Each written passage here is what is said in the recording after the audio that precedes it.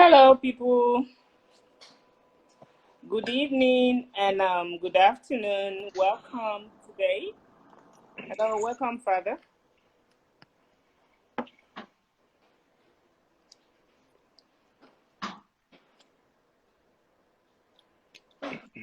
Somebody behind you.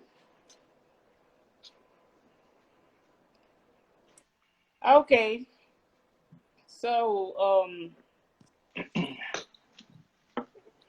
we're gonna have a couple of guests today, and we're gonna talk about the Nigerian situation and the people in diaspora. How did some of us in the diaspora, how can we help with the situation of things in Nigeria? So first of all, I'm going to introduce the panel. Today we're going to have three guests,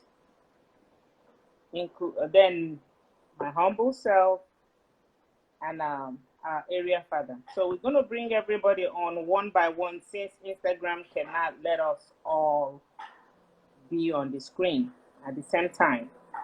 So our first guest, I'm going to just call them. It's not in any order. So we have Chidi Cadet Wanyanwu. He's an architect, the CEO of Worship Media. He was the gubernatorial candidate of the African Action Congress, AAC, for Enugu State in the 2019 general election in Nigeria. And he is also the executive director of Root Foundation here in Toronto, Canada. The second person is Samclef, who is a popular Nigerian musician in the United States of America. I call him an activist because he's very passionate about the thing that's going on in Nigeria, the situation of things in Nigeria. And the third person is Kenneth Bandi. He is the continental chairman for NIDO, and NIDO is Nigerians in Diaspora organization for Europe. So these gentlemen will join us later. So what's the topic of what are we discussing? I see there are a lot of diasporan people on the platform today. So okay, what's it going to be? I think your speaker was probably off when I introduced that. The topic what we're talking about today is how can the people in diaspora help with the situation of things in Nigeria? How can they help bring change to the country? So that is what we're talking about today. That is why I made it a diaspora thing. Everybody on this panel is going to be people in the diaspora. So, but either way, our viewers, we're inviting everybody to bring your questions for them. You know, if you have any question, if you have any contribution, put it down on the comments and we'll share it. And then for my guests, we will take an extra 30 minutes. So at the end of this hour, please, I beg you to hang on so that we will, when Instagram times out in 1 hour, then we'll come back for another 30 minutes so we can really discuss this topic, you know. And one more thing I would like to say, my guests, when somebody else is on the screen and talking, if you have any comment or question or clarification that you want to give, just type on the comment section and I will bring you up to say what you have to say.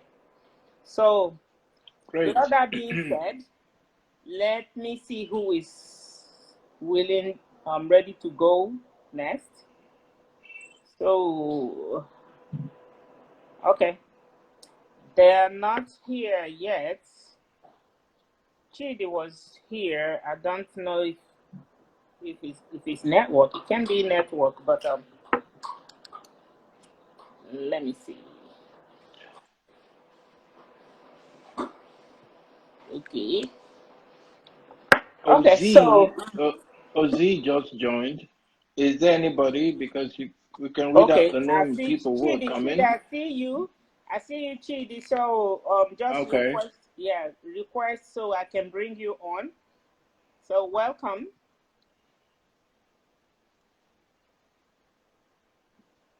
Okay. It's not showing me that he requested. No. Is that Silver Lining? Is what? Oh, Chidi. Yeah, Chidi. Chidi said he's here and he's requesting. You know what he was doing last week. It's not showing me that he's. I don't see his request for some reason.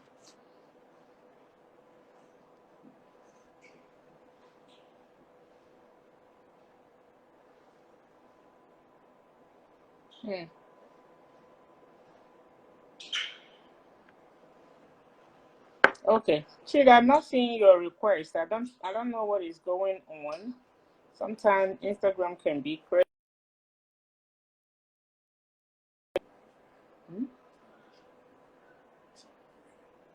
No, sometimes the request will show. Okay, now I see the request. Now the request is up.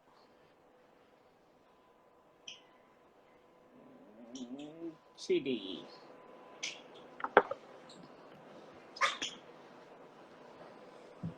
Okay. Yeah, how are you, Doris? Hello, Chidi. How are you?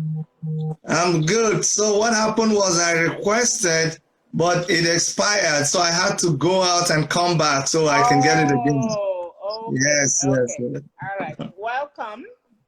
Thank you so much. Hi, Zeria Father. I'd agreed to. You see him before, right? He was here. I So see him before, yes. Instagram don't allow us all to be on the screen, so it's one after the other. So Okay. I have to take him out to bring you in, but he can see you and he can hear you. Okay. And a salute. And a hail. So yeah, welcome, Chidi. Today we're going to discuss. I know we in the diaspora, how can we help towards going for change, the kind of change we want to see in our own country. So that is the topic we're going to dissect today. I have other diasporan people. Me and you were here in Canada. I have one person from the United States, and I have one person from the UK. So, starting with you, what do you think? How do you think the people in the diaspora can help bring change to what is going on in Nigeria? So first of all, let me give you this piece of information. I know you know it. Truth be told, we know that Nigeria, to me, I don't think Nigeria should be called an oil producing country, because the gross income, which comprises of the crude oil and gas and petroleum, all that, the profits and taxes and royalties was in 2018 was 16.2 billion. Now, why the diaspora remittance was 25.1 billion. So if Nigeria should be, called, I think Nigeria should be called a human capital producing country. So now, what do you think? How do you think with this information, we in the diaspora are bringing more money into Nigeria than the oil? So tell me. Okay, I think the question you're asking me is that you're trying to say that there is so much mumu in Nigeria. And even like saying you're trying to say that our mumu don't do, but how do we convince the people that their mumu don't do? But my question is, the people who are suffering from the mumuism, do they want help? Because if somebody does not realize that they need help, if somebody has not asked you to help them, whatever you're doing is useless. Because with due respect, the people for diaspora, we don't do. We don't talk. So they even tell us, say, if you're serious, come back. We come back. With area father, we go for streets. They tear gas us. We do finish. They say, I beg, go. Then we carry our kaya, come back here. So now that you're still asking us what we want to do, I should be asking you, what did they do with the things that we did?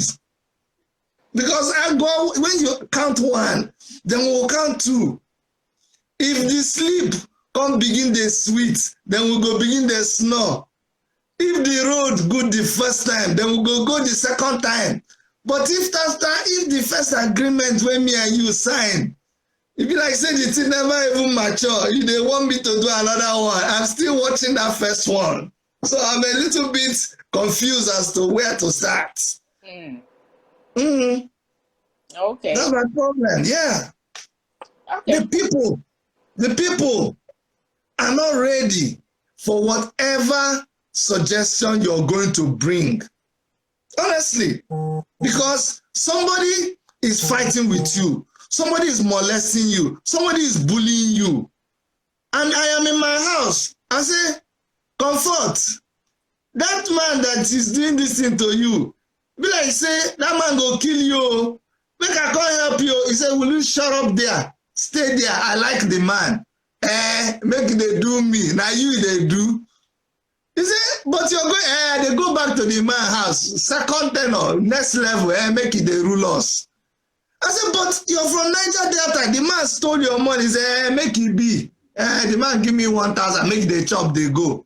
So I'm helpless. I'm really, really helpless. I don't know what to do. The same people you're talking to are the same people. Look, come on, man. I live in a place where I have 24 hours electricity. I have free Medicare. My phones, I'm living well. I don't need to come to Nigeria. With due respect, I don't want anybody to misunderstand me, but I don't need to come there. And yet, I break my head, I talk, I shout, and the people will call for protest. They say, who won't die? Make you come protest by yourself. If I'm on the street, they won't come out with me.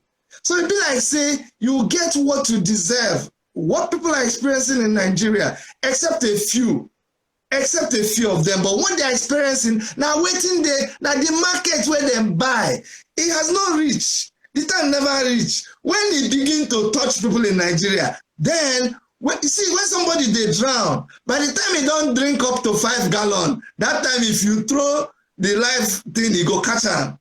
But now when the guys see they swim, they go swim small. In legs still they touch ground. He go touch ground, jump up. He knows how to swim, but because his leg can touch ground, he joke. By the time he shift to the deep waters, in leg no reach ground, he go up water. He go say, help. That time when you offer help, they will take it. That's the situation with Nigeria for now.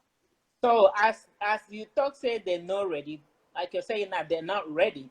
So should we just leave the country like that? And because we're in a good place, we should just leave it like that and don't do nothing until when they're ready. Is that what you're suggesting we should do?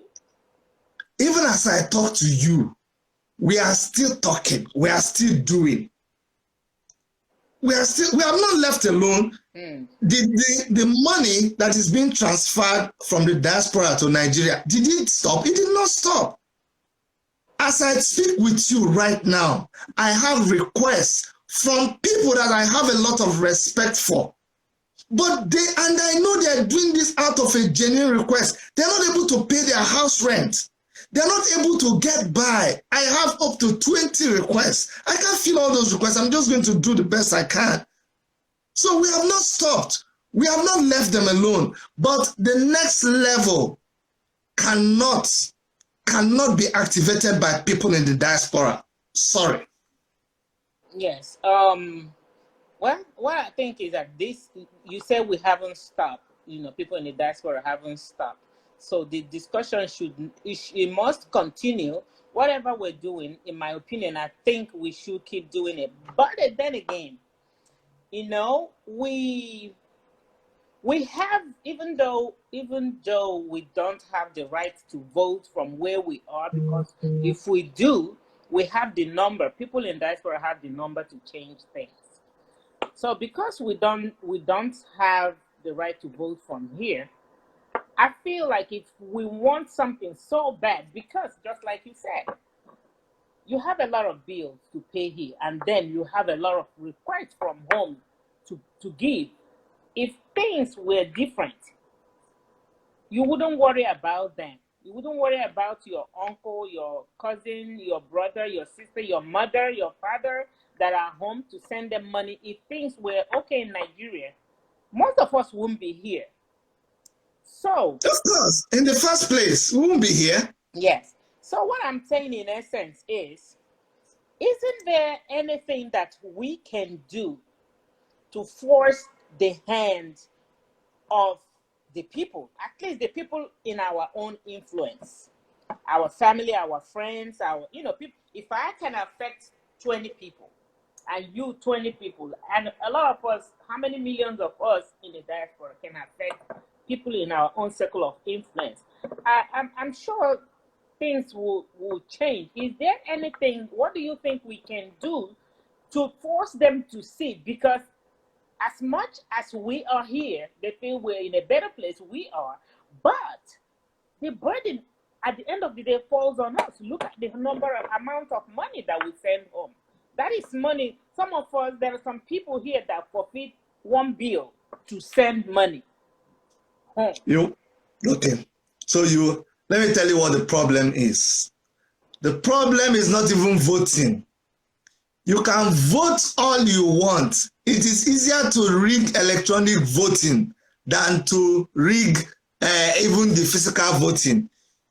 You see this government in Nigeria right now, if you ever go into all of us abroad, we will vote. When we vote finish, that vote electronically, go past Nigeria and on a different computer.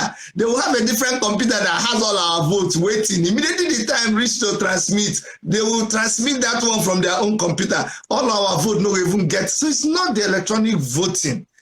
What is the simple thing is that you must do away with the government that is there right now. Okay, so how do we do that? It is by mobilizing the people. That's what I'm telling you. You can take a horse to the stream, but you can't force the horse to drink the water. We have said all there is to say. We will continue. Today, you're talking about influence. I have over 60,000 people in my subscription. I talk every day. I give broadcasts. People know, they have heard. On August 5, we are coming out again for revolution now. That day, you will see how many people will come out. So until the people by themselves rise up to liberate themselves, there's nothing anybody can do. You cannot see, I'm an architect, I build houses. Once there is a fault in your foundation, once the foundation, you cannot repair any house on top of the foundation. You have to pull down that building, you have to do a new foundation and start building. As long as this INEC is there, forget about the election. As long as this set of thieves and ministers and the House of Reps and senators, there's nothing you can do. Honestly, there is absolutely nothing you can do. These people you're working with, these people, you don't understand. You will talk and talk and talk and talk. Oh, they will come back the next day. They will ask them, did you hear what they say? Say, who? Your president will come out and say, I didn't even know that Boko Haram is operating. I was shocked to hear that Boko Haram is operating. I was like, are you kidding me? Do you understand? Coronavirus started, then people were dying, then the hospitals were not okay. Your health minister came out and said, I am shocked at the level of hospital infrastructure in our hospital. Your minister, health minister, oh my God.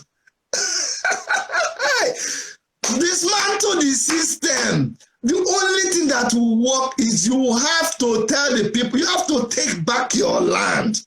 These people have taken over your land. These people, what they are planning for you is evil. The Fulani Caliphate, the Fulani Cabal, they are holding you by the neck, except you remove that hold.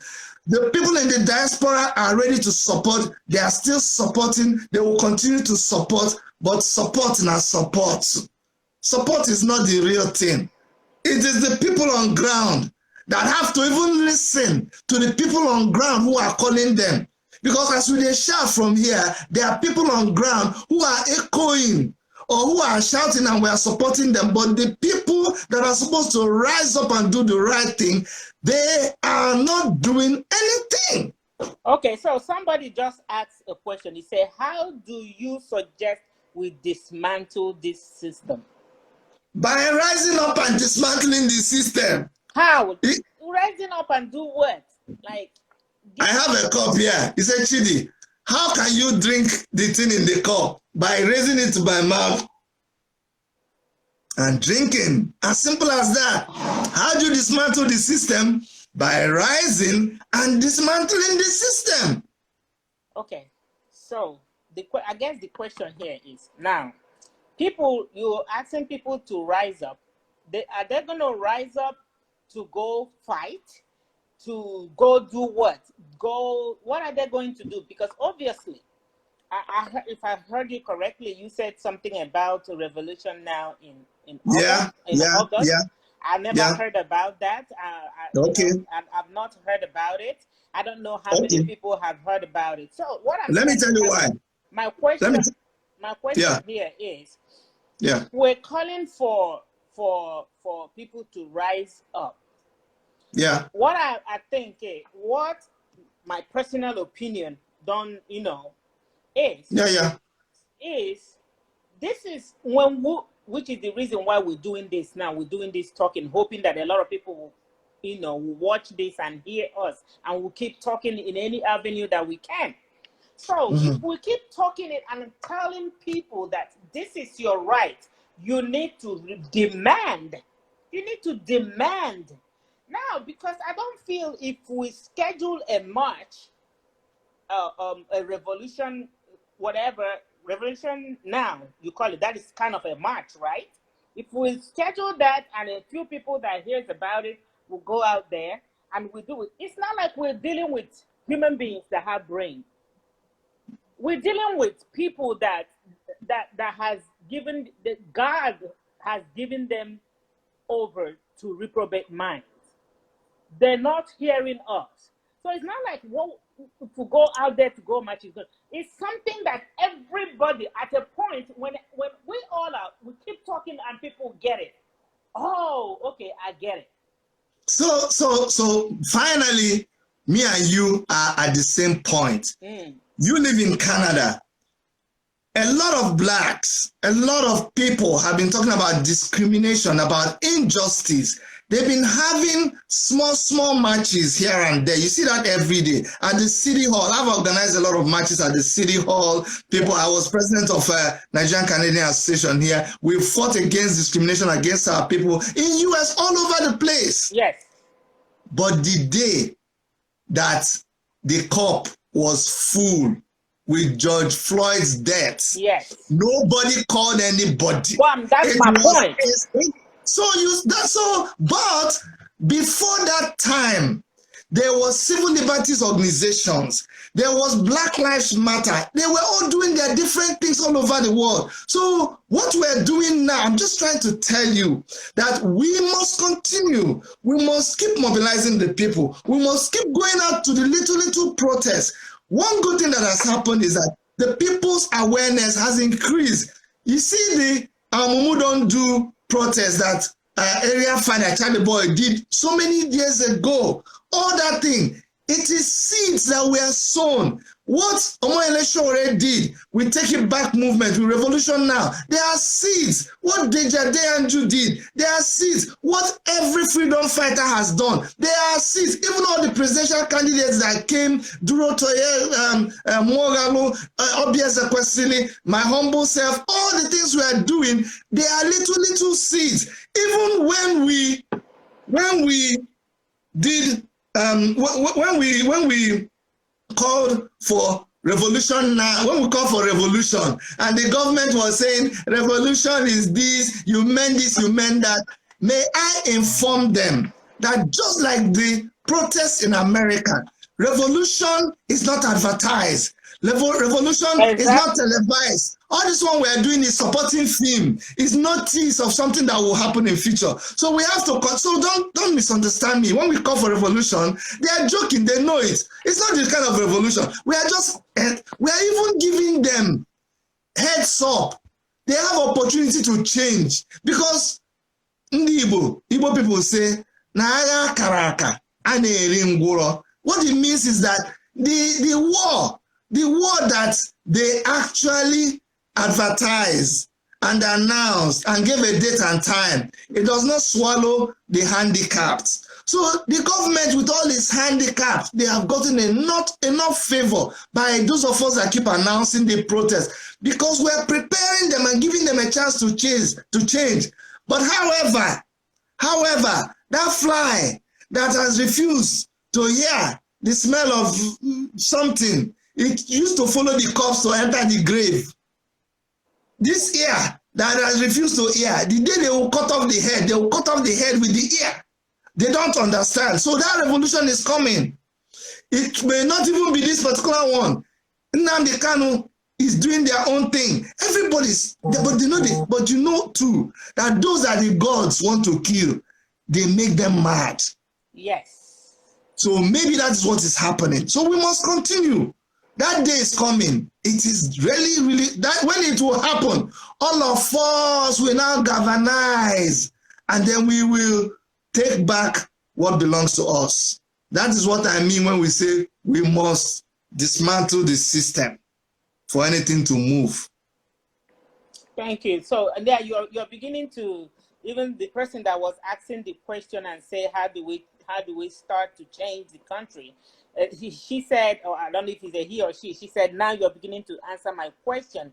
And she said, a great paradigm shift is needed. And that is that thing that you're talking about, and that is what I'm talking about. My point is, the real revolution that will change the paradigm is never announced. It's never advertised. It's when the cup has overflown. Everybody has, you know what? If I die, I die. Let's go. Good. So the people in Nigeria, their cup never overflow. They're never ready. That's what Area Father was saying. They have not ready their cup. They are still finding something to eat. It's still okay. They are still managing. And when they tell them that Fulani people killed somebody, they still just share the video and it's still okay because it has not touched them. When they tell them that they stole something billion, they are still toying with it. They are not ready. When they are ready, when they've had it, then you will see. Okay. So, you're making my point, and I'm glad we're coming to this agreement. But then again, I feel like there is a lot people in the diaspora can do because of the position where we are.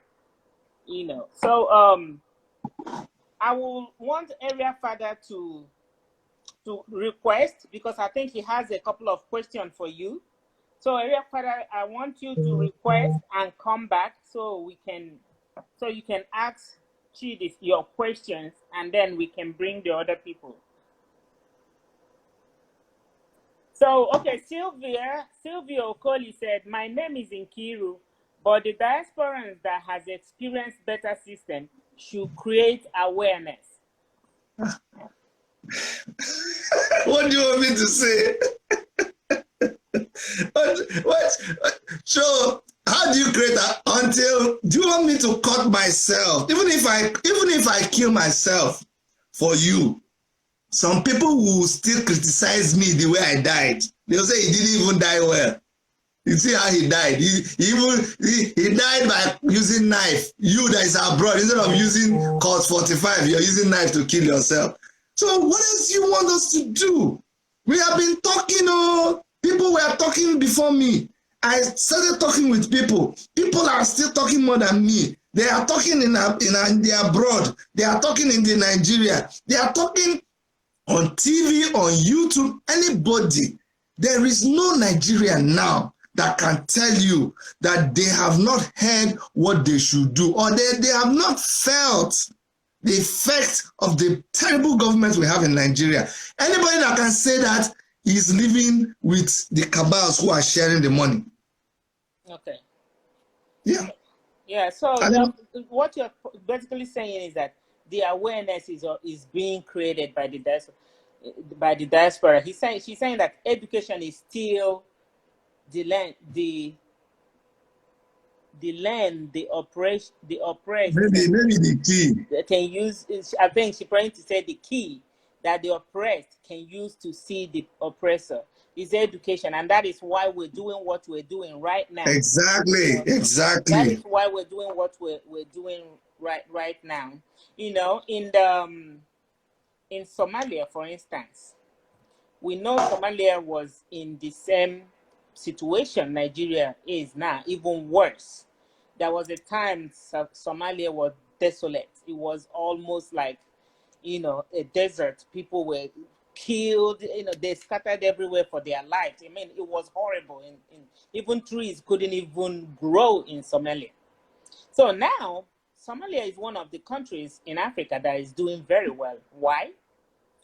It is the work of people in diaspora. Somalia operates, I think it's 3-party system, 3 or 4-party system, and 2 of those parties are parties formed by the people in the diaspora.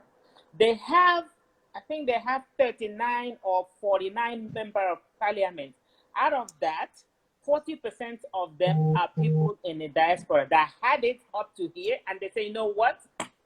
I'm living well here. Let me go home and see what we can do. They all went home, formed parties, ran election, went into the House of Rep, the Senate, and everything, and they're deciding what's going. That is why that country is changed now the way it is now. The same thing happened in China. China was fixed by the people. There are people in the diaspora, even though it was deliberate, because the government at the time was sending their people in the diaspora to come and learn and bring back whatever they've learned. You know, what I'm trying to say here is we Nigerians in the diaspora, we need to do more. You know, so let me see if I can bring Area Father back so that he can ask you some questions, and then we can get others in. So hang on. No problem. So, Father,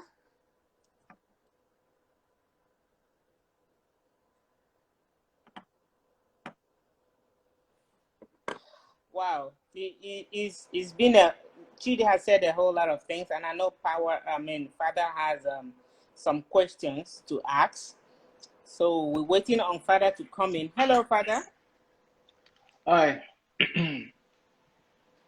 So you have some questions for Chidi. He's listening. When it started, some questions were building in my mind, but as he kept on talking, Okuchidu quarter kamu, you know, he said everything right, okay? Mm-hmm. And I have said it times without number that I like the part where he said we are all planting seeds. Everything we've been doing is seed planting, because there's nobody that is Jesus Christ. Me, I know I'm not Jesus Christ, and I can never be. But I'm doing the little that I can do. And so a few other people. And I've always said that this country will be saved by its exceptional youth. I know with the rubbish and how the system is, it's looking like there is no hope. It's looking like we are doomed for life. But I don't think so. Remember, in our conversation, I've said previously that there will come a time. I'm happy he said that, you know, this revolution they're announcing is just to keep reminding people what we have to do. Not that that is the it. Because in my prediction, then again, I tell people to go to my Instagram page and see my prediction for the rest of this year. This year go they rugged. The rest of this year go they rugged. And that revolution will start in a very funny way. just like Chidi said, like everybody keeps retweeting, the revolution will not be televised. It will not be announced. There will not be a date for it. But very soon there is coming a time in this country. Now this year where the gbege go start. Where to be alive will not be so attractive. It go better for most people say they don't die. So by that time, when you look left, look right, and you don't see the need of your fear again. Now fear go come out for your own eyes. Nobody go tell you how far. Nobody go tell you say jungle don't mature. Because for jungle, nobody did there. Okay? So it is when we get to that point, like he was talking about George Floyd. Black lives don't they do things for you know how many years? Over 10 years, 50 years, they shout now. But look at how the George Floyd incident, how it affected the whole world. Now everybody started to take a second look at themselves. So we are at that point where we will need to come together to take a second look at ourselves. Because this thing that is happening, this oppression, this suppression, these injustices cannot go on for long. But I don't want to bogart the conversation. So I would suggest, I beg, let us have the other people. Are you there with me? You're distracted. Hello? We can hear you. Oh, sorry. So I would suggest let other people, make them put mouth for the matter. Yeah, because that's who I was I don't they talk. I don't even tire. I don't even tell people, say, until I hear say, hey, it don't happen, no. Now 5,000 people there on the street and they are marching to the National Assembly, our first, which should be our first bus stop, that we're all marching to that useless National Assembly to go pursue all those people where they there. Then, me, I go come out. Because I may have retired, but I'm not tired though. I never tired. Because we're all in this shit together. And we must solve it one way or the other. So I beg, allow other people, make them talk. Yeah, Kenneth is here. Let me bring him in. Kenneth, request me okay. so I can bring him. Dismiss me, Father, bring Kenneth. Okay. Yeah.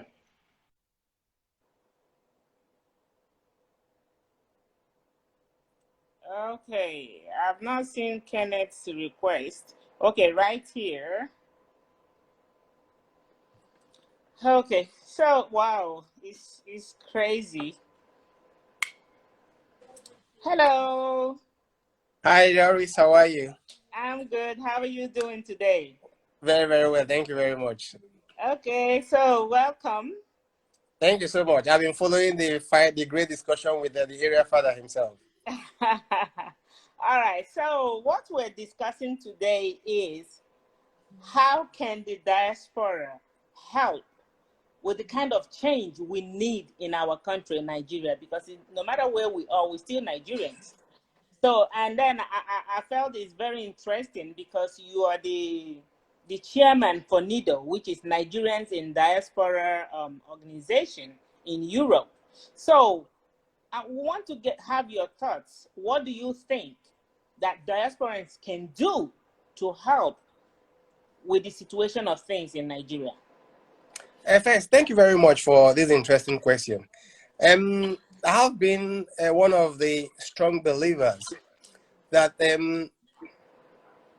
Nigerian diaspora, especially NIDO, which have the mandate for homeland development, is one arm of the equation. And the other equation, which we are also missing and failing, is also to politically participate in the affairs of Nigeria. And I think we're missing that particular equation. And I see it honestly as a kind of a blockage where we say, yes, we are agreed as NIDO, we are apolitical on one side, and we can afford to get into politics. But that is not ruling out that individuals in the diaspora should engage in the political affairs. And to portray this fact, Right from 2018, when we had our first NIDO Congress in Europe, in UK, we invited all the political parties, and we asked them, yes, NIDO is apolitical. We want to know how can we, as organization, work with all the political parties and to get diasporas involved in the political affairs.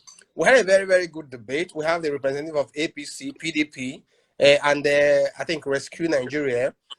They were all represented there, and we followed that up from UK to also to I think it was in Austria, where we had a debate for all the presidential aspirants. Unfortunately, only one political presidential candidate in the name of Alistair Shoyede took part in that debate. And we also followed it up to Netherlands for the same debate. So what I'm trying to say is basically that the diaspora cannot afford to stay aloof on the political affairs of Nigeria. They must get involved. And what we are trying to do is, outside Nigerian Diaspora Organization, NIDO, to have a movement, a diaspora movement, that can encourage members of the diaspora to go to Nigeria and take part in any political party of their affiliation. And what we need to do is to have a contract with the political parties that we are going to present credible diaspora members, and we have also a political mechanism to ask the political party to record that candidate if the diaspora constituency are of the opinion that they are not, doing what we think should be of the best international practice. That is one side of it. The other side of it, what we cannot and can never run away from, is that we need diaspora voting. The only thing that the politicians understand, the fear that open up their conscience, is vote. When they know that they can be voted out of office, they had no choice than to be responsible to the electorate. And until diaspora are able to vote 100% from the diaspora, they will continue to take us for granted. So the two suggestion I'm making is that, one, the diaspora must get involved in political affairs in Nigeria. We cannot keep complaining that some unqualified politicians are ruling us, while we are also unable to to dirty our hands and our legs and get back to the political muddy water in Nigeria. So we cannot afford that. So we need to get and participate, while at the same time seeking for diaspora voting. Yes. Okay. I totally agree with you. That's my sentiments too. And but then, is there? You mentioned having an organization aside NIDO that can encourage the diasporan to go home and get involved in politics. I'm a firm believer in that, because the people we have in power in Nigeria today, right now, there is no way in hell they will let the diasporans vote. First of all, they know they can't buy us with money. They can't give us money to go vote them. And they know we can now vote their crazy self, because they're not good. We will vote our conscience, and we will, we'll vote a credible candidate, somebody that has capability to rule. So they know we cannot support them. So they're not going to let that happen. So until that, because I always tell people, power is never given. It's taken. So until that, how is the diaspora, how are the diasporan people, how are they planning to, or is there any plan in works how they can take this power? Because I feel that they are in a better position to do something in Nigeria, because the people in Nigeria are wounded mentally, physically. They are wounded. If you're hungry, you can't think straight. If you're hungry, you can begin to think the right thing. So what are the things in place that the diaspora are planning to come home and get involved? Yes, I met with a group of Ondo State indigenes in diaspora, who are actually looking, because as you know, NIDO is not only for the professionals, but also it's an umbrella organization for all Nigerians in diaspora. So we are looking at getting the cultural organization, the social organization as corporate members. So in this relationship, I was invited to address the Ondo State indigene, who are actually organizing all their members to get politically active in Ondo State. And we have also the Delta's indigenes in diaspora. We also have I think it's the Ogun State diaspora, and so on and so forth. So what we are trying to do is to encourage this social cultural organization to link up together into what we call the diaspora political movement, where they can demand a certain action.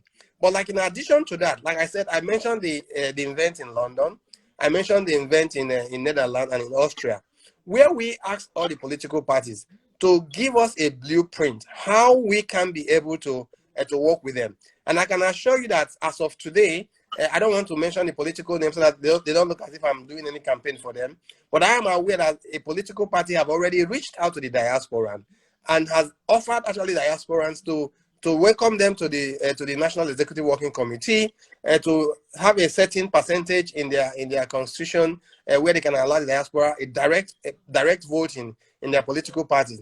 And so what we are trying to do at the end of the day, without making NIDO look very, very political, to encourage all these different diaspora groups to come together, and discuss the future of Nigeria, like you rightly pointed out.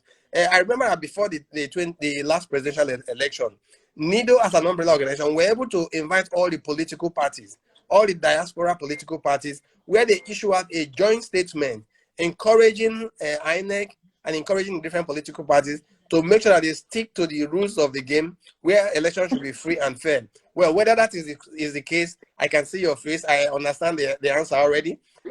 But again, I always tell people that the day we stop trying is the day we have already given up.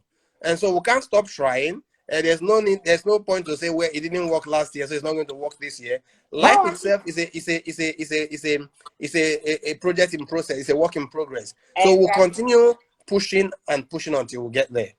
Yeah. Okay. Thank you so much. And I saw something, because we are very concerned about the youth, because this is about the youth. The people in power, they have been in this power since the inception of Nigeria. So we need fresh young people, because this is their future we're gambling with.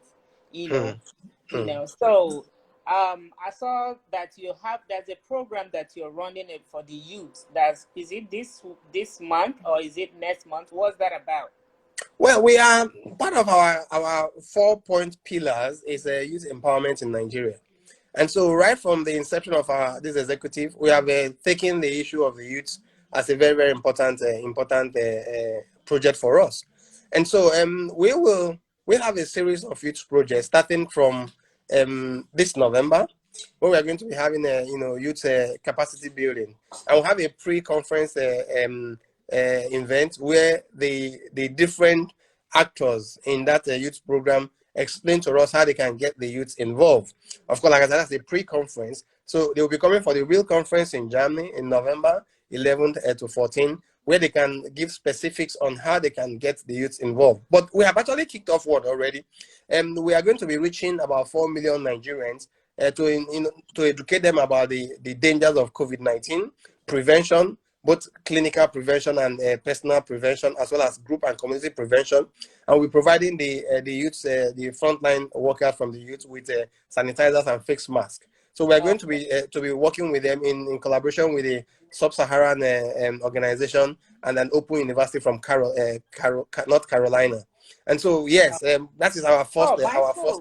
That's my school. That's where I went. Really? Wow! Then you see, maybe that's why you're interested in that. No, I didn't even see it. Wow! Yeah, we are working with them. We are working with the open university from they call them the Y mentors, the youth mentors. So we'll be working with them. And November, we're going to be having a youth what we call Switch. Switch is a program that get the international students, Nigerian international students that wants to go back and settle in Nigeria. We're going to get international headhunters to coach them what it takes to come back to Nigeria after their professional studies in Germany, how to go into the application, what are the right things they are going to be looking at. At the same time, we're also going to bring out some agencies in Nigeria that can also partner with the youth to mentor the fellow other youths in Nigeria on how they can also apply for academic exchange programs abroad. And at the same time, we want to open up international funding for the youths. And one of the things we'll be doing is to, teach them, how to do this international application, bring those guys who are involved in those international processing those applications to give them tips and so on and so forth. And in November, we're going to follow up with another capacity building for the youth. This time around, we're working with a program that's approved by the Central Bank of Nigeria.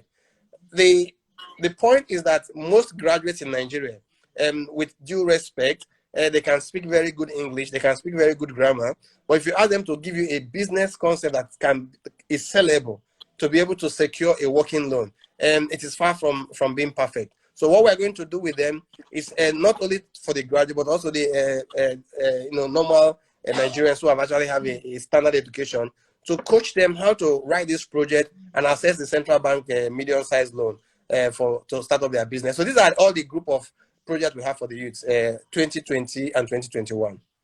Okay, thank you very much. A couple of people have questions for you, so I'm going to take you out, so you hang on so that you can hear all the questions, and then if you need to take any of them, just write a comment and I'll bring you back in. Okay, thank you. All right, no problem. You're welcome, man. Thank you so much.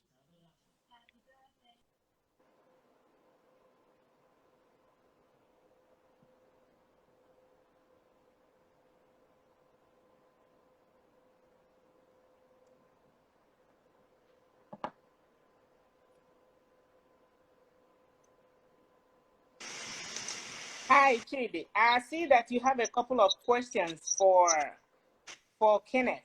So go ahead. Doris, say this is not your program, and I don't want to. I want to respect the people on your program, but you see, this is the kind of thing that that makes me. I don't like NIDO. I don't like NIDO. I don't like them because they behave like they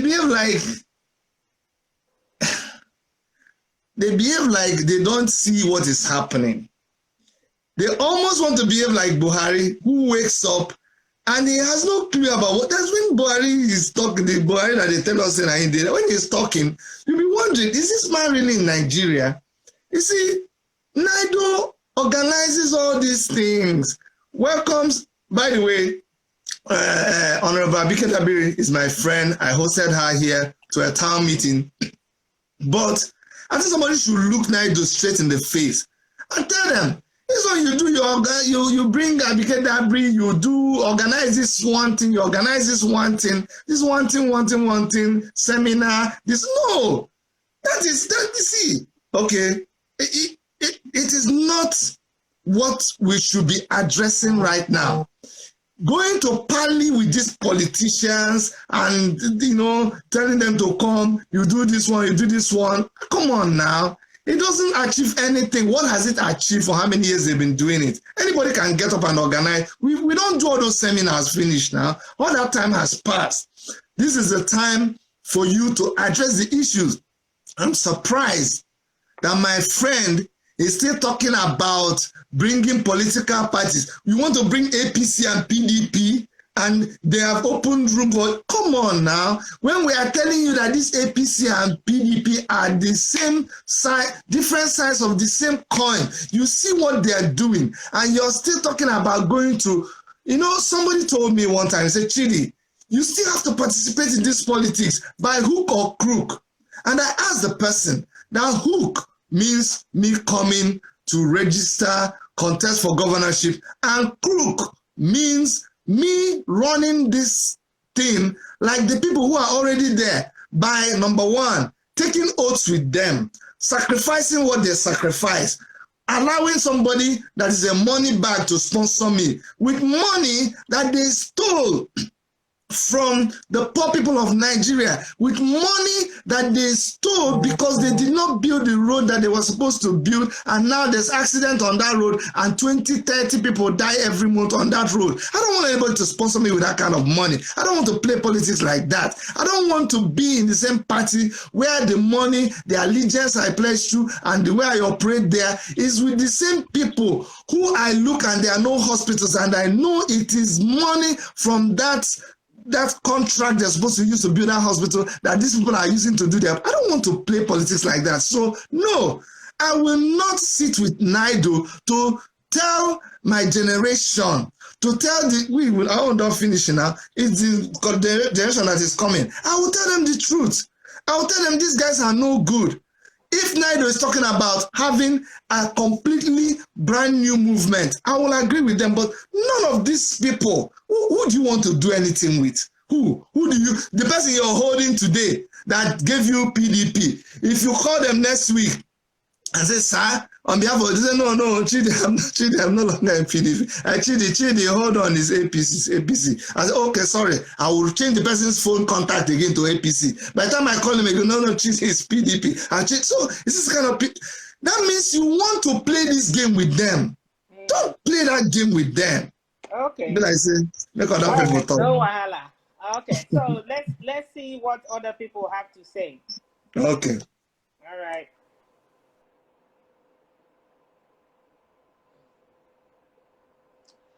Okay, so who do we bring in now? I don't see Samclef.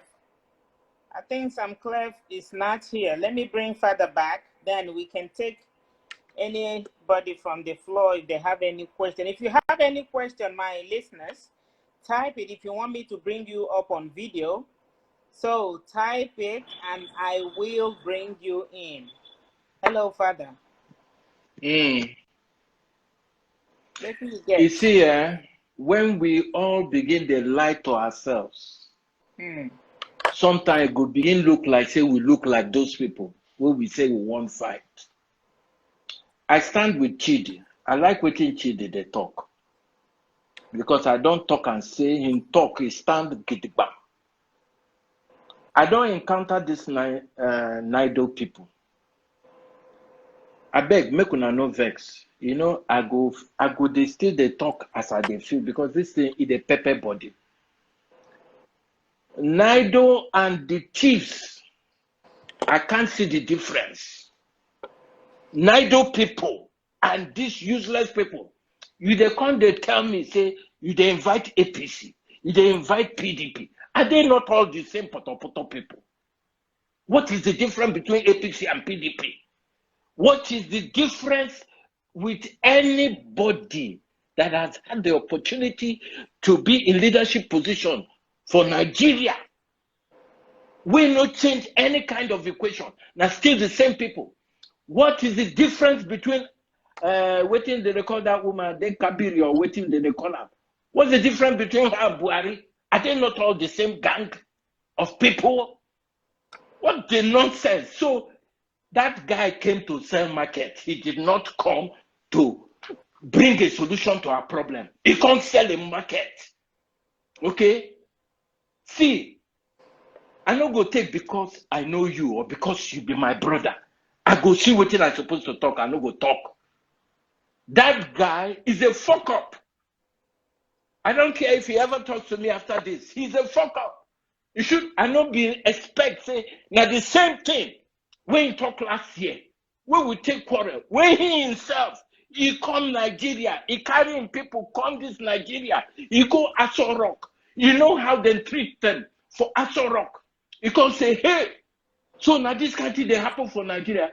I say, when I they tell you, you know, because they too are struggling to be part of the chopping government. So what is the difference? What is the goddamn difference? Like we were talking the other day. You say the number of people, the thieves, we will enter government, go they chop the money to continue where these bastards, what they've been doing. That the many past the people wait there for government. I say not true. I say not true. See what he come the Yanakbata here. Is that what we should be talking about? Abi because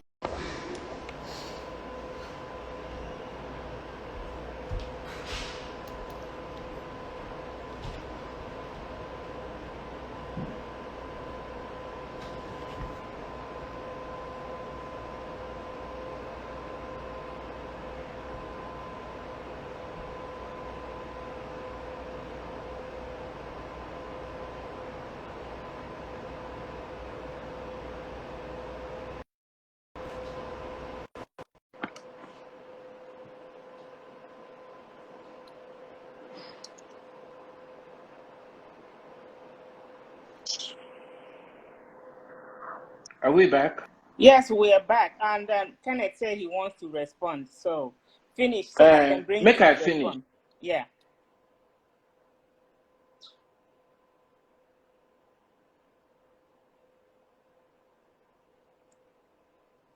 Okay, it looks like the network is bothering us now. Yeah, okay. After you come Nigeria last year,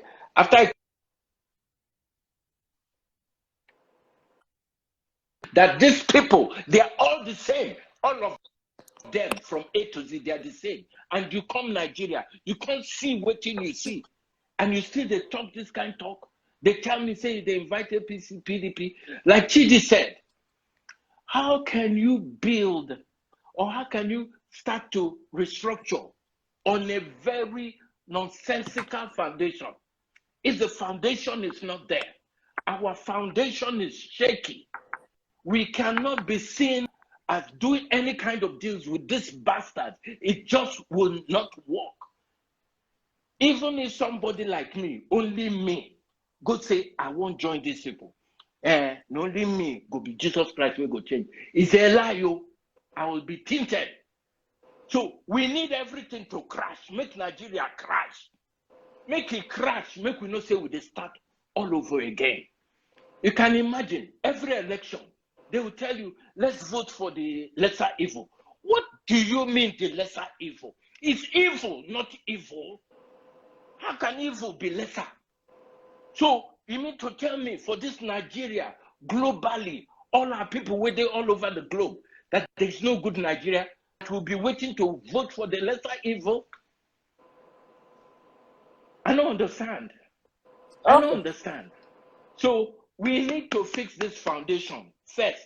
We bring the house down and start all over again, because nothing will work based on, is it the constitution we have now that we're operating with now? What is it? Criminals, riffraffs have taken over the space. How do we get these people out? That is the important question.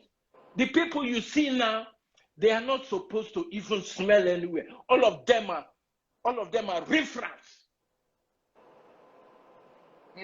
Okay, so let me bring Kenneth in to respond. Before you bring, where is Samclef? I never see Samclef. I think he don't run. He don't want talk. He don't run. I don't call him. Okay, the matter don't hot for him. Nobody this kind of hot matter and they do this thing. Okay. I don't call him fire. He's not coming on. He's not picking the call, so I don't know. He don't run. I know say maybe him fit no handle.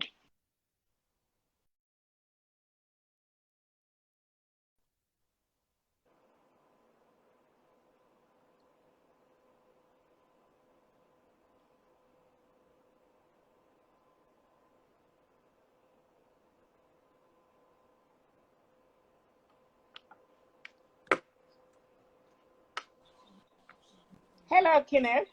They don't chop you. They don't kill you, finish you, and chop you. Come on, okay. I respond. No, area father no go. Area father no go fit. You know go fit kill me. I'm equal to the tax. One thing is that he seems to. I think he seems to be ignorantly did not understand my answer to my question. Okay. Your question is, what have we done? And I said what we have done before now. And of course, like Chidi said, I'm in agreement with Chidi's opinion, not totally. What we have learned, or what have learned over the years in the diaspora, is that the solution to national building is not A or that B. It is A and B, which means all hands must be on deck for those people who feel that they need a more aggressive approach, and those people who feel they need a diplomatic approach. Immediately we begin to think that one group of people are better than the other group of people to solve that problem, then we'll have fanatics. As simple as that. And so people who believe their approach, like Area Father and Chidi, they're all welcome on board to do what they think is the best for them. And that does not mean that everybody will be forced to do that. Now, to come it up, I said we met them in 2018. And we met them in 2018. We'll continue in 2019. Now we're in 2020. Area Father should not forget that he was also once accused of also taking money from the political father to go and sing for them.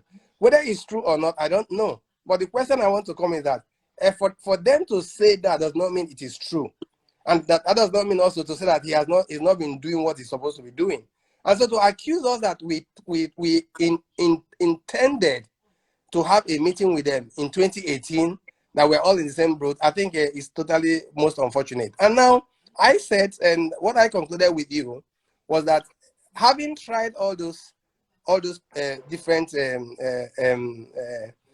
initiatives, and I am convinced that basically it's probably the best for diaspora to float their own arrangement. And I mentioned the different diaspora group that we have actually met, which we agree that either they can come together to float a particular party, which we know is not very important, not very quite simple, or try to work with whichever establishment on the ground to make a change. So whether it is good for everybody or not is a different question and subject to debate. I think what is important in nation building is to have the space like you're doing now to debate, to have a different opinion. How best can we approach that? For anybody, not even area father, to feel that anybody's approach is nonsense, that only his approach is the best approach, I totally and respectfully disagree with him. Okay. So yeah, what the first question when I gave the topic of what we are talking about today is how can the diaspora help to bring change in Nigeria, and then you answered what you think we can do by getting ourselves in politics and coming on the ground to vote, because since we don't have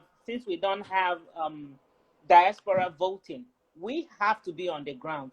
You said that, but there was something you said and I laughed, and you know exactly why I was laughing, because we are not the first people. There are a couple of people that in diaspora that have gone home and said, okay, the only way I can bring change or affect change is to join these people. And today we know where they are. Today, they're now they're now the problem themselves, because they adopted this mentality of if you can't beat them, you've given up everything to come back, you might as well join them. That is the problem the area father has. And the answer to the problem, like I said, that we also have to, is it doing the same thing every time and expect a different result is insanity. It is. And so we think that if we have to have that kind of arrangement, there must be an arrangement where the diaspora, through any mechanism, will have a direct effect to recall those people who came on the diaspora platform. If we have such a diaspora platform, like at least I dreamt about, and we should be able to have a mechanism to recall those diaspora in one way or the other. Of course, like I said, the planning is on the table. I cannot, begin to tell what strategy we already have. And I wouldn't even want you to say here because it's, I know all that. I know what. And that's why I said that. That's why I don't want to advertise. I don't want to advertise for any group. Yeah, exactly. That's why I didn't want to call everybody is not comfortable with, because what we should be working on is changing the problem we have at hand. Like I'm sure, I don't know if you have been following us in the course of like a couple of weeks ago or so, when we said that it's not only we cannot solve the problem with one straight plan. It has to be separate branches, different people doing different things, but working towards the same goal. Let's be honest. Let us ask ourselves a next question. So you think you can come from diaspora or from any other place, raise the system to ground zero and start all over again? Is that what you're thinking? It's not what I'm thinking, but exactly. I'll give you an example. Some people that actually came from diaspora, like Showore, who came from diaspora, he also worked with people on the ground. And so you have to, the process of nation building, and what they will actually say that, I always have this philosophy. The political parties are not the problem. The problem are the people in the political parties. Because it is human beings. It is human beings that are in those political parties. And if we insist on the constitution of those political parties, if you have 90% diasporans on any political party and insist that the constitution of those political parties should work, then of course we begin to change also the ideals of that political party. What I'm trying to say is that the constitution of every political party is what actually an implementation of that constitution or that manifesto. It's what makes the difference. That's my view. Area Father wants to respond to you. I'm going to bring Area Father in, and Chidi wants to respond to you too. So I'm going to bring Area Father in first, and then I bring Chidi in. I'm on standby. All right.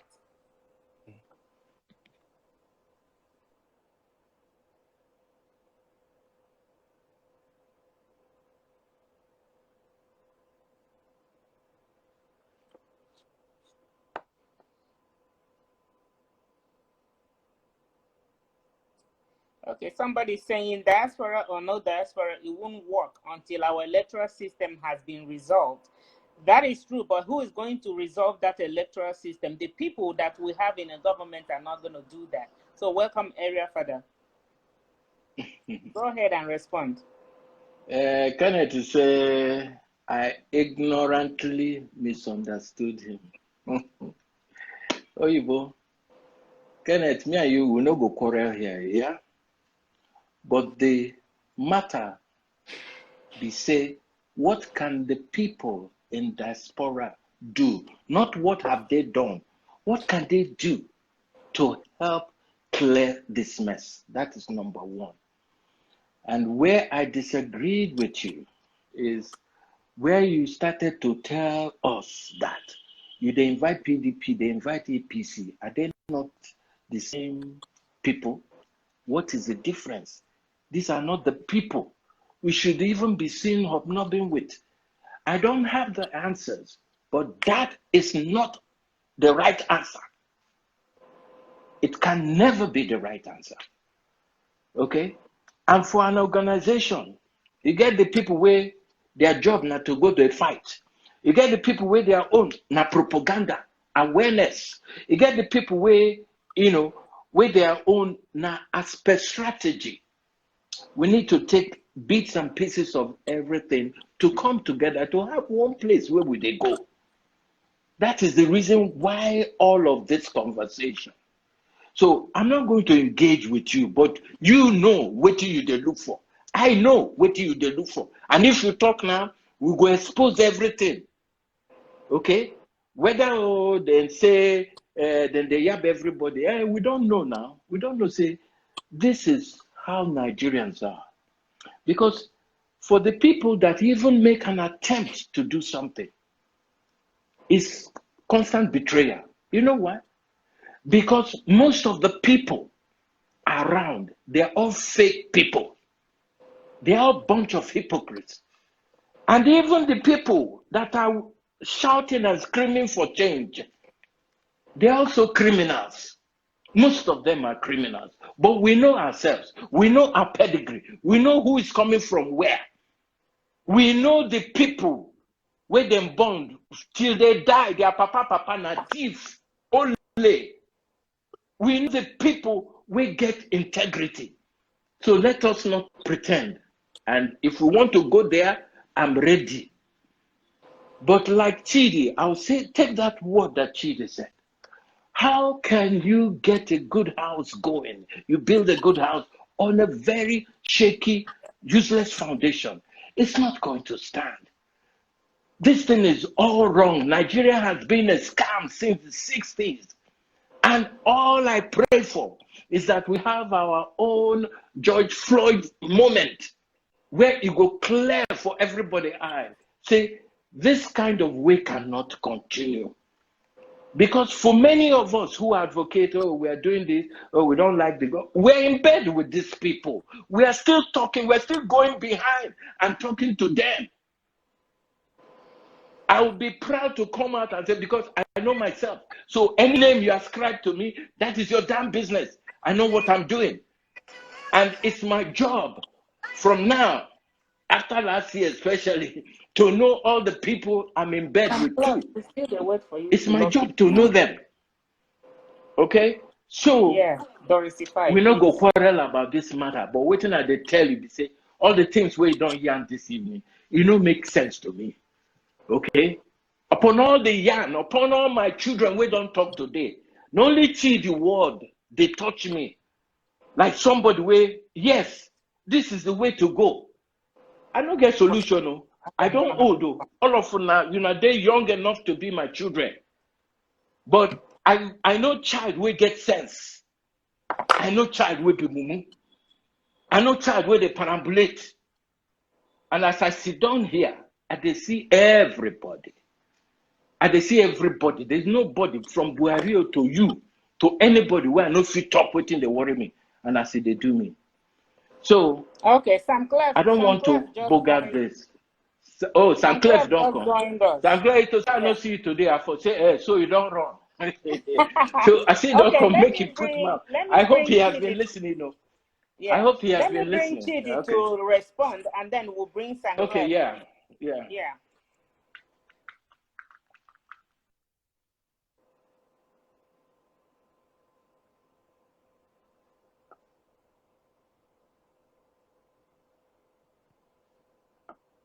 Okay, Chidi, where are you?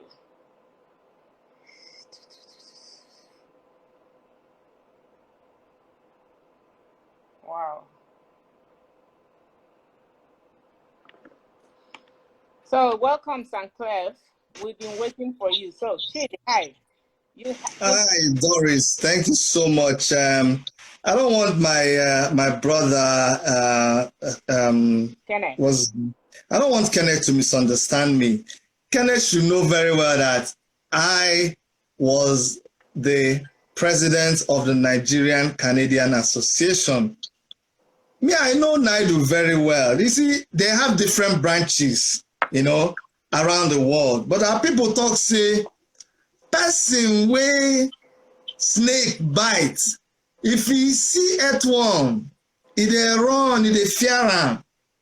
And I know the antecedents of NIDO. It may not be him in particular, but somehow you have to protect the ideology of the organization you belong to. You have to kind of, you know what I'm saying? You have to work within a certain parameter to represent the organization. And me, I can tell him that NIDO, unless they go back and by their very structure, it is difficult for NIDO to bring about what we need in Nigeria. NIDO can go and sleep. After we do because he said that it is not good for us to say that some people, what some people are doing is not needed now or will not work. No, the truth is that by the very nature and composition of some groups, what they are doing now will not work. It is creating more confusion. So maybe they need to go and rest. You see all this, we be Agboro people, all we Agboro, make we finish the Agboro. It's just like when you are in construction, I could always use construction because I be laborer for site. See, when it's time to dig foundation, it's not the time for engineer to carry suit and come. It's time for man waka to work. If you stay there, they will dirty you. So some people need to move. When we dig foundation, now it's time to pour concrete. Now man waka dey there, we go do our concrete finish. When we don't do the foundation finish, we go build the house. Then the interior decorators can come later to do all the paint. Like then we don't waka, go look for another work. So it is not true that everybody is needed right now. At the foundation time, you cannot be coming to paint the foundation. It is not time for painting. You cannot be coming to put curtain. People need to understand that clearly. So the people, you see why I have a lot of respect for area father. Forget all the nonsense anybody can talk. I started seeing CharlyBoy. CharlyBoy is 70 years. Me, I'm how many years I did now? 50 years, I'll be 51. So that means when CharlyBoy was 20 years when I was born. So I grew up seeing him doing his programs. There is all this, he was singing, all the people when they sing now, they need to go back and see what, a lot of people, don't, because they know they teach history, they encourage us to go back and look. They should go back and see who CharlyBoy is. It's not CharlyBoy of today. When he was doing Zoom, when people who were the people that mattered, they will beg to be, the person will say, I was in CharlyBoy's Zoom. That's when we were kids. Then we saw him riding motorcycle. Those motorcycles that we are seeing on film, on TV, it was CharlyBoy that was riding it live in Nigeria. And then he was doing a lot of movement. So I don't want people to come and say, try to look for one incident to try. People like to just look for something to smear you. So look, we leave that matter and focus on the main thing. This is the time for activists. This is the time for radicals. This is the time for people to address the situation. The situation right now is a situation where people are being killed, where blood is being... It is not the time to be diplomatic, Kenneth. This is not... See, you think I don't know how to be diplomatic? You think I don't know how to be political and I went around for governor? We know all of those things, but this is not... You cannot be doing that. Do you understand? Like, you need to go and first of all bath now. Why are you wearing nice clothes when shit day for your bum? No, now we need to start from beginning. You go shower, you go put cream, barb your hair before you now wear the beautiful clothes. This is the time. See, thank God that Kenneth said that doing the same thing over and over again, and expecting good results is pure madness. It is pure madness. Desperate times demand and require desperate measures. Now, people used to say that the situation in Nigeria is bleeding. Nigeria is dead.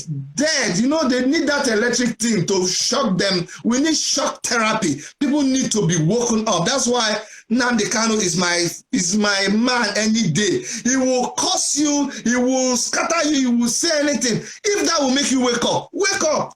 That's why Shore is my man. Shore will fight them, they carry him, they lock him up. Inside where they lock him up, they say he's working with the government. He's still attacking them. CharlyBoy go talk, they say, hey, go collect money. He's go come, take PDP, all of them now, the same thing. Don't you? It's time people realize waiting day. As long as our people don't realize what time it is, Kenneth, we'll still be discussing all these, political joining. There's time for that. There's time for that. This time right now, that they are carrying AK-47, raping our women, killing people, stealing our... Do you hear the kind of money that they are stealing? I heard the other day that we, Nigeria, ceded our sovereignty to China.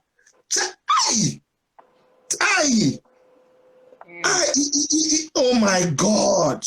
Now, human being like me, because of the money that they will make, how much money you agree that your children's children will pay the loan that you collected, but if they don't pay the loan, make China carry anything with it. How can I?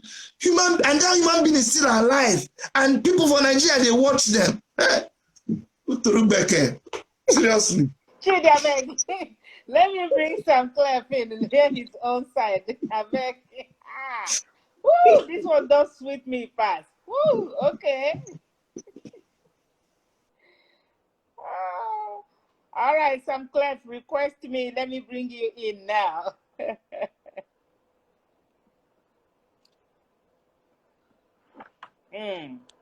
Wow. Now, wow. Chidi, don't vex. I'm here. Hey. How you doing, bro? I'm good. How are you? I'm all right, too. Nice to see you. Okay, so we're talking about how can the Nigerians in diaspora, how can we help to bring the change we so desire in our country? Wow. It's a very deep, how can we help? Wow, that's a very huge question, but anyway, I'm still very young, but let me just put my contribution. You're still very young. You saw Lewis that was buried yesterday, he started when he was 20 in America. So you're not young. No, I know. When I mean I'm young in some aspects. But let me put it this way, right? Before we talk about us talking about contribution, we need to know what we are contributing to. So I'm 35 years old of age, and I happen to know a little bit about history in Nigeria. I happen to know that Nigeria is like a child when they give birth to that has never walked before.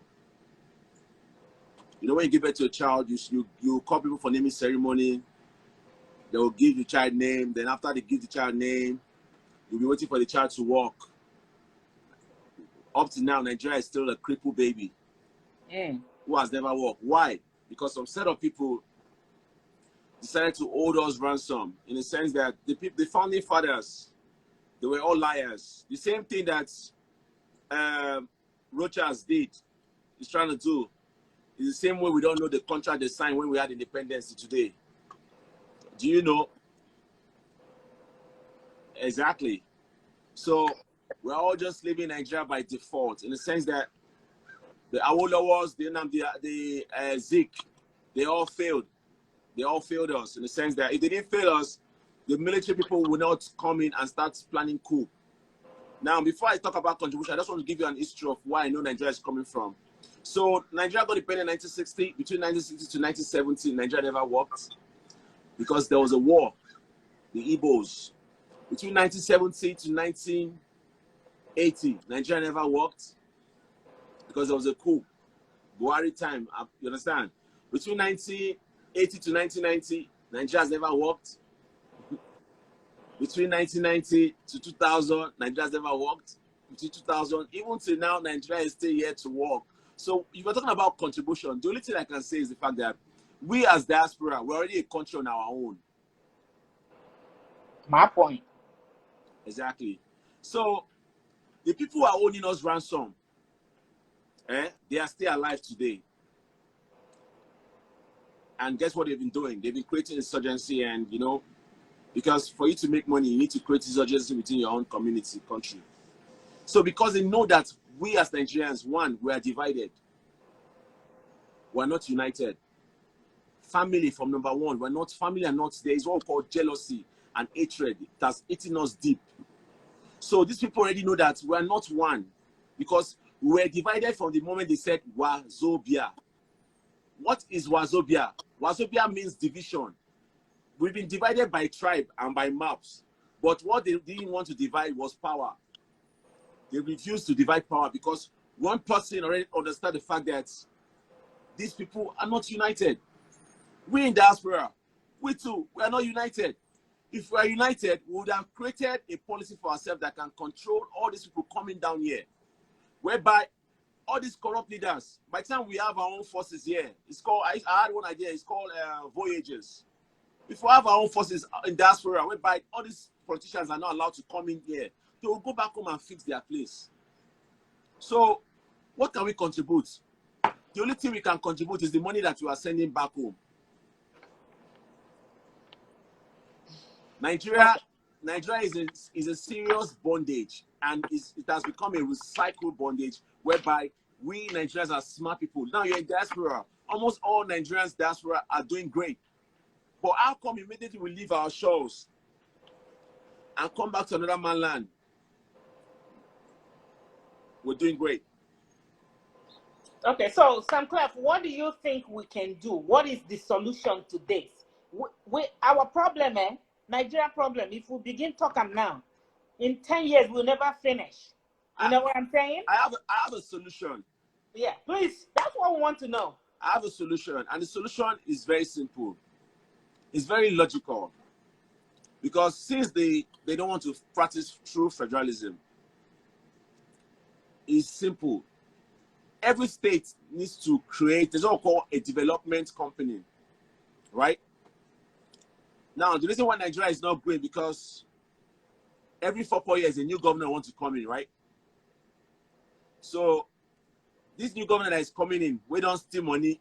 He go one bring another person go cover in tracks, come to cover him. So There's been a recycle system. That's one reason why there's no development in Nigeria. So the way Nigeria can work is this. It's very simple. I'm supposed to write a book, so I'm going to share this idea live. It's supposed to come out in a book. The idea is simple. It's whereby every state creates a development company that is not between APC and PDP. Now, that development company is going to have a long-term vision for maybe Nigeria as a whole or as a state. So what they do is the fact that they're going to make and development structure. So this company will be the one, the development company, they will be one to put all the structure in place. Because if we're waiting for all these governments to be collecting allocation money, nothing's going to happen. Take, for instance, Imo State or any state that have oil. If every state is run as a business venture, Nigeria will become a great country, like those days were just about cash crops. If every state is run as a business venture, whereby every state should create from the local government, starting from the local government, create something that you know that your community can distribute. If it's palm oil, you focus on palm oil. You start creating palm oil. You employ all your community staffs. You empower them. You understand? So the only way Nigeria can work is to create a body that is not between APC, PDP, that doesn't belong to any political party. Okay. Okay, let me come in right there in a little bit. See, there are we have so many states, and those states were created. We used to have 19 states. That's what I know. The 19 states, that's what we had before I left Nigeria. All these other states, I don't even know the names of the whole 31 states in Nigeria now. But those things were created for a reason. They were created so people can chop more money. Now, if we begin to say every state have to run like a company or whatever, there are states that can't offer anything. I don't believe that. Trust me. So even in regions, when we have the 6 geopolitical regions, that would make sense. That's how Nigeria used to be when we were very rich. When our naira used to be 1 naira to $2, $2 American dollars, right? That's when it used to be 6 geopolitical zones. So every zone has something. If these states don't have, another state in that zone has, and the zones control their wealth, and then they pay tax to the central. The problem we have now is that all our wealth is concentrated on the central, and then they give the states and the regions whatever they want, and then the people in charge, we are the government, the governors, just hog the money and give to the local governments how much they want to give them, despite, and so that is the problem. But the biggest problem, the elephant in the room there is, who is going to agree to do that? These people in the government? You think that's going to happen? Even if we say, okay, let's do the state, who is going to agree to do that? It's still them that are there that will agree to do that. Let me. So what we're looking at here is, just like we were talking before you came in, unless the foundation is rebuilt, unless we pull this house down and fix because you can't fix a house without fixing the foundation. Now you fix the foundation. The way we fix this foundation is to find a way to remove these people and replace them with the people that can think for the prosperity of Nigeria, because these people are thinking their own prosperity. They're not thinking about you and me. Can I say something, Ma? Sure. See, I understand what you're saying, but let me give you a little, because they say the young shall grow. Yes. So let me give you a little idea. Yeah, in America, what do they have? They only have oil or just little stuff, right? But they just found oil. Exactly. So there's everything you can sell. See, there's always an idea. You're right in some aspects. Our leaders, we Nigerians, we are blessed people, but we are ruled by dumb people.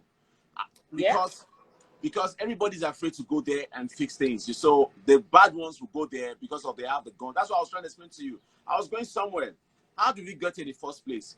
A group of people who went to train as soldiers who had guns came back from their training and realized that once you have guns for tailors of power, you can control the people. What did they do? Look at Babangida. Babangida took the capital of Lagos, Nigeria, which is Lagos, to Abuja. Why? So that he can have control. And that's one reason why protests cannot work today, because they've taken the capital of Nigeria to a place whereby before you can travel to that place, they go down kill you for road, they don't catch you. So let's put it this way. Nigeria, like I said, I started from something. I said Nigeria is a baby that's never worked. So I gave you an illustration from 1960 to now. Nigeria has never worked. Why? Because there is no maintenance, there is no long-term vision. So because there is no long-term vision, people will go there. Before you know it, you say, if you do good now, they'll complain. Maybe say, stop my own. Look at Shomole. Was Shomole not once a good man who used to fight for the people, masses? Today, is he not a useless man? Chopping corn and deceiving people. Look at Professor Keyamo. Was Professor Keyamo, was he not one of the best, great lawyer? Look at him today. So by the time you go there with your good idea, you reach there, you blend in. So the only idea is to create a body out of the government system, a company that can develop this country. See, this idea is a very, that's why I say it's a very simple idea. It's a very simple idea. Run the country as a business venture. Every state has something to offer. Let me give you an instance. I have a movement I'm doing right now. I'm teaching IT, right? It's not only Gary that you can export. You can export technology. You can sell ideas. Yes. You can even say, they can say, okay, 36 states. The poorest state, they can say, okay, this is my state too. I want to make it a cargo state, whereby planes that want to go to other countries can be using this place as a landing venture. You can see. So what we lack in Nigeria is ideas. We don't invest in ideas. We don't invest in ideas. I see Osibanjo doing stupid meetings. Meetings that not yielded one food for us or benefit. They'll say they are doing meetings. What kind of stupid meeting is that? They've killed technology. They've killed education. What is left? Now they are killing people, claiming lands. See, Boko Haram is a business venture. So at the end of the day, the only way this thing can work and happen, create a system out of these two parties, because as long as 4 years term is involved, Nigeria cannot move forward.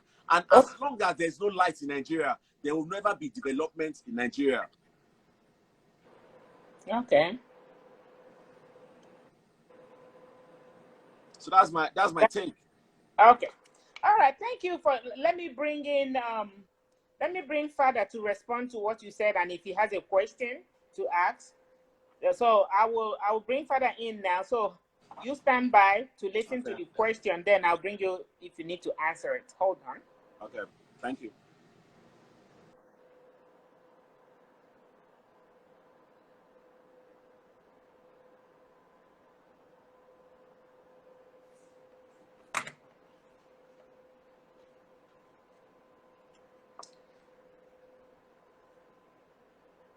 Okay. So we all heard what Chidi. Okay, hi Father. Do you have anything to say? You heard what Samclef said.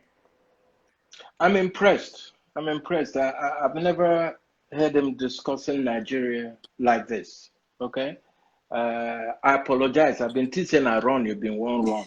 You know, as you know, come. You But sabi as young you come, people, sir. I happy. They happy. And then as you talk, yeah.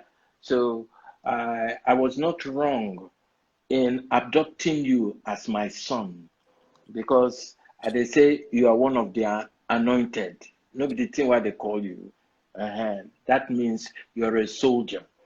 There's some few things you said that will touch me. Yes, it is true. If we can stop these people, Shebi the other day, Doris, me and you and who was it again? I think it was Koboko. Yeah, it was Koboko. We've been the talk. Edo Pikin. Edo Pikin. You remember what Koboko said? He said, if all these useless thieves within this country, hopeless ignoramuses, say that money where they carry, then go Swiss, go put them for another man country, take develop another man country. Sometimes then go die. The money they another man country. Why they know they keep them here? Say at least We were they poor, we were they hungry. We go to see work, they work. Then go, these people we don't steal all our national patrimony, then go put them here. At least we go to see work. Then go to build factories. Because you just can't leave money idle in the bank. Okay? Then go do that one? No. Because they are trying to hide themselves. Now, another thing where Samclef talk, where I like, they say, all the people we know say they like travel abroad. They destroy their country because they get passport. All these people, they get passport. They can stay anywhere. It's their choice. They can get visa to anywhere. So after they don't scatter Nigeria finish, anytime they like, they can take off and go anywhere and hide. We will not get anywhere to go. We're in this shit. Okay? So if you guys can have a police there, any person will come, make una stone am, make una kill am, una know the criminals.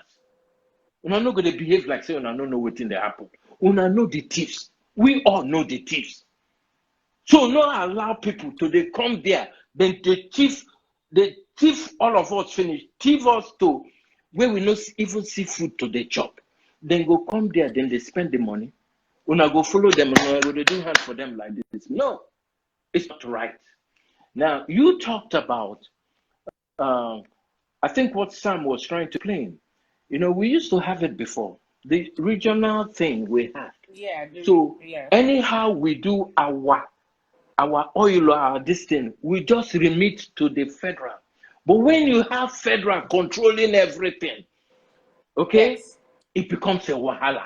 exactly. Because the people will not work for the money. Yes, exactly. Now then go won't carry the whole thing. Then leave from where the oil. Look at Niger Delta. Look at how they rubbish the whole place. How many people get oil license for Nigeria? Who are they? From which region will they come from? No. 90% of them. Yes, 90% of them, we know where they come from. Okay? Is that fair? Is that fair? So, the thing we spoil, don't spoil. It don't spoil. It's not, it has parts of mercantilism. It cannot be put together again.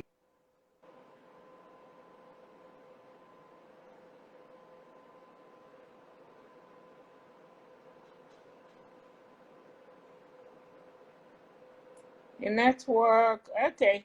So, wow, this is getting. It has to show itself now. Oh, okay. Father just left because of the network. So, I don't know if anybody wants to come on and say something. Let's see.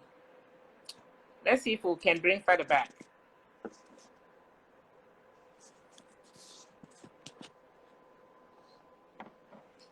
So if anybody wants to contribute to this discussion, my listeners, viewers, if anybody wants to contribute to this discussion, they should just raise their hand or just type on the comment section and I will bring you in. Okay, hi Father, you're back. Come on.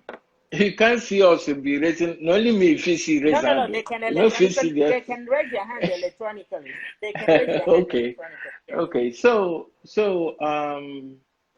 we never start, my sister.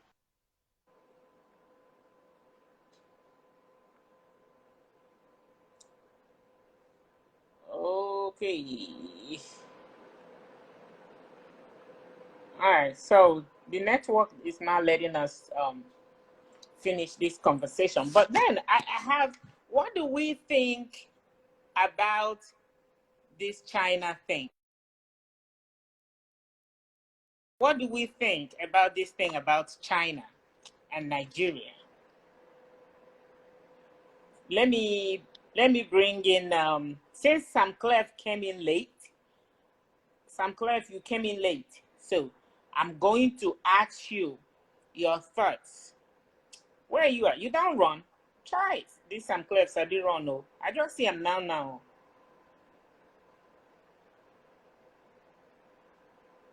Let's see.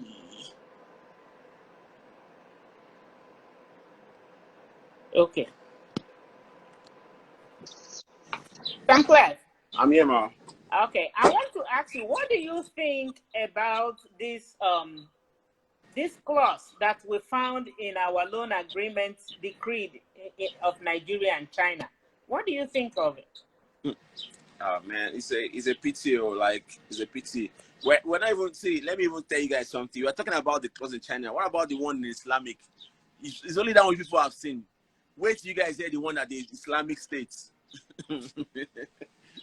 Say it's a shame for someone like Amechi, that's from the Niger Delta, to do that to us as a Nigerian.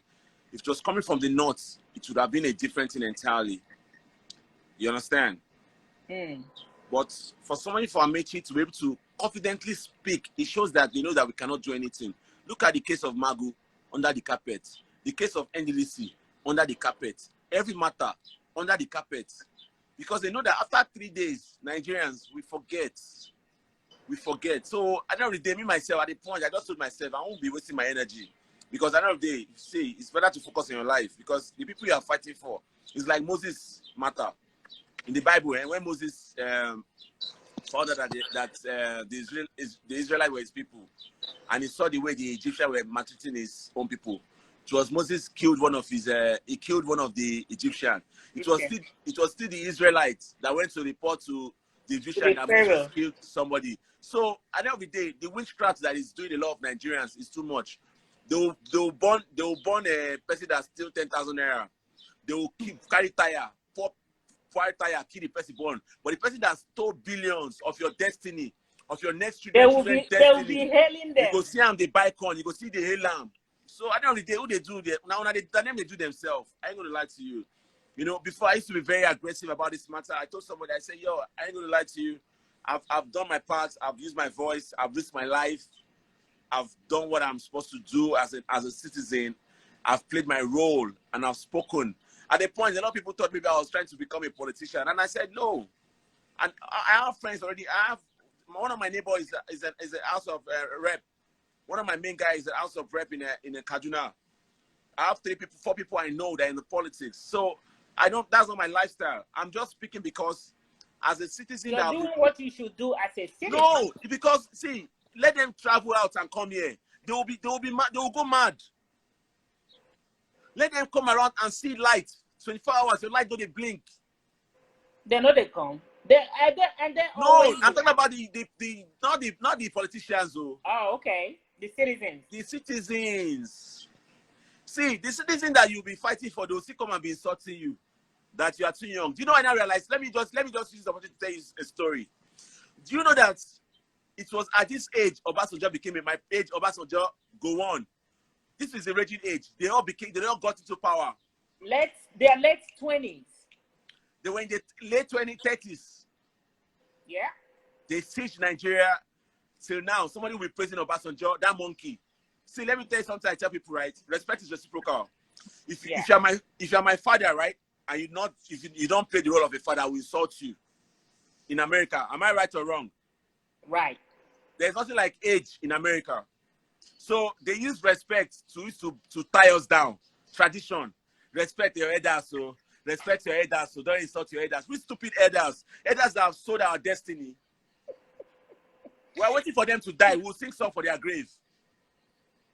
We'll sing song. We'll show you. Let them.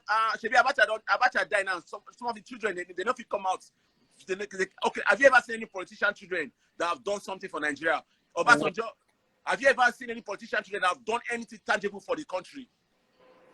It is we youths that put the name of Nigeria on the map through entertainment. If you remove entertainment from Nigeria, what do we have? Nothing. So at the end of the day, everybody has a role to play, especially the citizens. The citizens need to change their mentality from that mental slavery of poverty, of celebrating rich men. Yeah, I don't see if you like drive a Lamborghini, it's your bills. Now at the end of the month, it is you that will send bills to that you pay for your bills. For Nigeria, every politician carrying soldiers around, showing power. That is why the country is not moving forward. So you see the way I'm aggressive? It's called passion. You understand? See the way I'm talking? It's called because it's tiring. Look at Boko Haram. they said they released Boko Haram member. How can you? Do you know how long it takes for you to rehabilitate people? What do you call them? So instead of you people tell people that you want to release Boko Haram members, you said you put them, you rehabilitate them. You now give them 20,000 naira, put them and back. then put them back in the police and the army. Instead of you to tell Nigerians that you people are claiming land, you are decided to claim land like you people did in Abuja. How did they? The people that own Abuja land, are they enjoying? They are not in Abuja.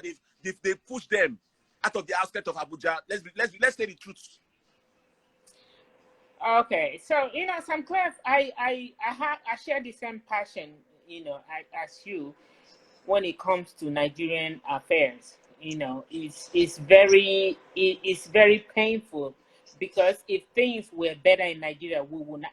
I myself will not be here. I would prefer to be in Nigeria, because no matter what you have the blue passport, you have whatever, home is still home. So if things were not the way they are, most of us will be home. Therefore, I know we've done a lot and it's tiring, but we can't stop. You can't get tired. You have to keep going, because posterity will judge you. Your children will ask questions. The next generation will ask you questions. So don't get discouraged. We have to keep doing what you're doing. Yesterday when I was listening to Obama and so many people talk about John Lewis, that man with Martin Luther King and the Reverend Vivian and all of them, they were in their 20s protesting for the black people in the United States of America, for America to be what it is today. A lot of people gave their life. John Lewis, he was 20 and he was beaten to stupor. They broke his head open. He was in coma for a long time. And then he came out of coma. He healed. He walked out of the hospital, went back on the street. And he did the same thing till the day he died. So we can't give up. So we come here, we go to America, we go to everywhere, and some of us think, whatever is happening in Nigeria, that's their problem. They don't need help, because if they need help, they know what to do. But no, sometimes I see it from the point of they are traumatized. When you're hungry, because the people that are doing these things, they know what they're doing. That's why they're weaponizing hunger. When you're hungry, you can't think straight. And that is why they don't want the people in the diaspora to have voting rights, because they can buy us with 5,000 naira. So my whole point here is we need to keep doing what you're doing. We need to talk until we drill it into the head of the citizens. They're not ready to listen. Let me tell you why they're not ready to listen. Nigeria belongs to all of us. Yes. But okay, take for instance the Niger Delta issue. Do you know that the Niger Delta issue people have been, because we know that the Northerners are the one ruling, right? They made it look like the Northerners and the allocation money is not reaching the Niger Delta. So some people have been using the same templates over the years. Look at Kensariwa. He died for nothing. Who killed him? It's his own people that killed him. Let's be true to ourselves.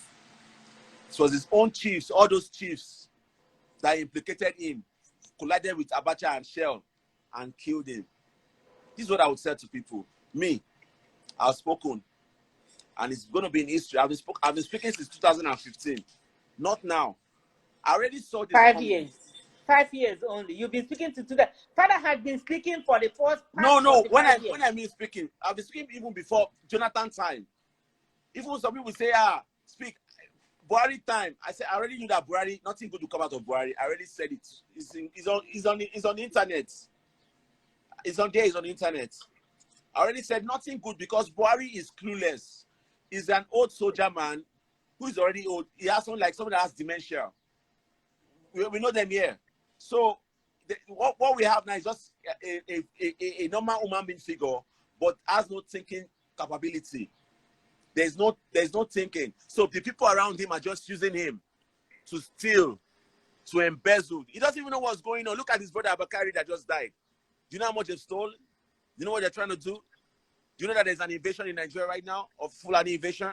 Do you know that that's what I'm saying, that you're only worried about China? What about the outside, the Muslim country? What about the signature that you don't know about in the Muslim world that they've signed us to Nigeria to? Do you know that Nigeria is already a Muslim country?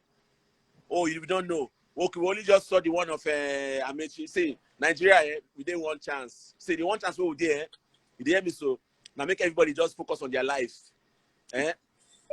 If you get passports, yeah. If you fit jackpot, come up for Nigeria, jackpot. If you go stay, oh yeah, it don't do Samclef. Don't make I finish. No, do. Mama, don't cut me off. Make I talk my mind. If you fit get jackpot. If you fit stay. But all I know is that Nigeria has never worked from day one. We want it to work. Then if you want it to work, then the change is not going to be us. The change is going to start from the top people. They need to start jailing those people that they've brought into NAS. All those meetings NAS people are doing. We want to see them in jail. Maybe kill them. Now me and you go do that one. Now me and you go do that one. They go let you do them. These people they don't. You know, these people they be occultic men. No. Okay, you know, like you don't know that for Nigeria. You see all these men are ordinary men. They don't guard themselves for long-term protection. See, there's what we call immunity. You they fear? You they fear? Do I live where? Are you afraid? Me, I've died now. For me to see, let me tell you something about life. What am I afraid of? That I'm already dead. Well, what's something that was going to happen? We're all going to die. We're all going to die. So nobody's living this world alive. So that's what I'm speaking. Exactly. But if fellas not talk far for work, you see, everybody want to enjoy. They won't buy a car. They won't buy. Okay. Everybody wants. Come on. All right, let me bring Father to close this out. Thank you. Yeah.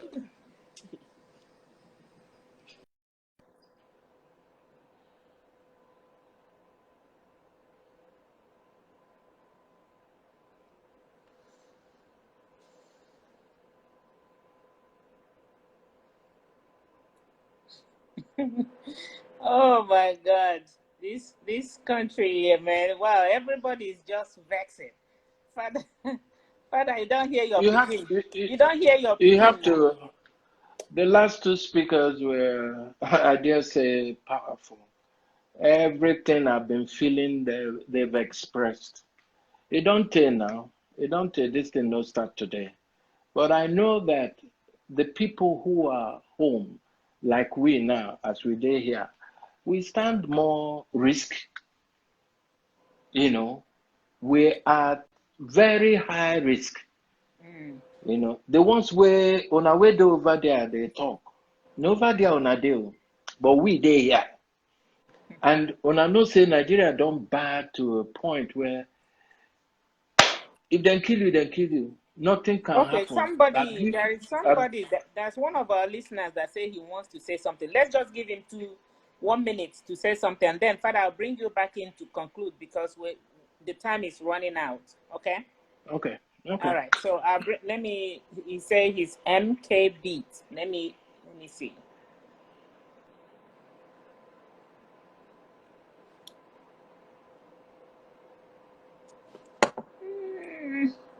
MK Beats, where are you? MK Beat. I don't see your request. Okay, right here. I'm gonna bring you in. Okay. Hello. Yes, hello. Hi. You wanted to say something? Yeah. Basically. Introduce yourself, please. Okay. MK Beats. Okay, I'm the MK Beats. Okay. But he's my man. You guys are such in a dark place. We can barely see your face. Okay, let me turn on the I think. Wow.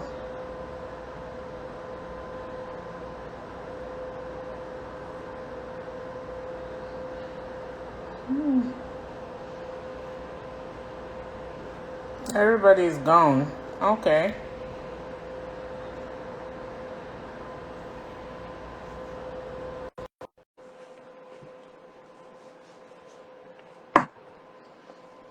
Okay, so I guess this thing is so heated that okay, welcome back. Sorry.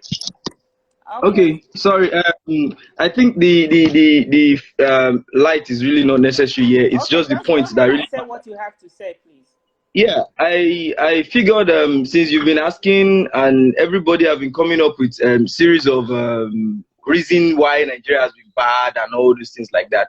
Trust me, the system is significantly corrupted already.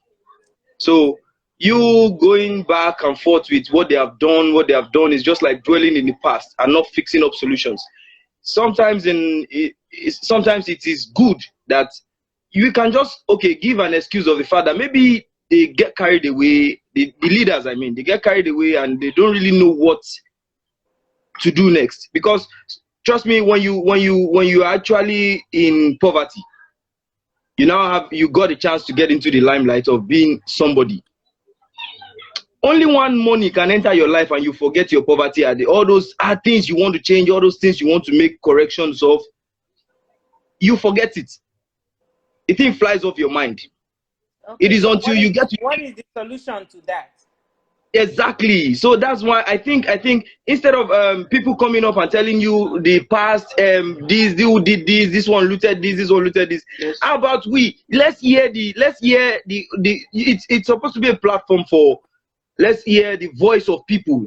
Let's hear your own opinion. How is it paining you in your side? That is why we're here. That is actually what we wanted to discuss exactly today. So now can the my own side, people bring solution to the problem?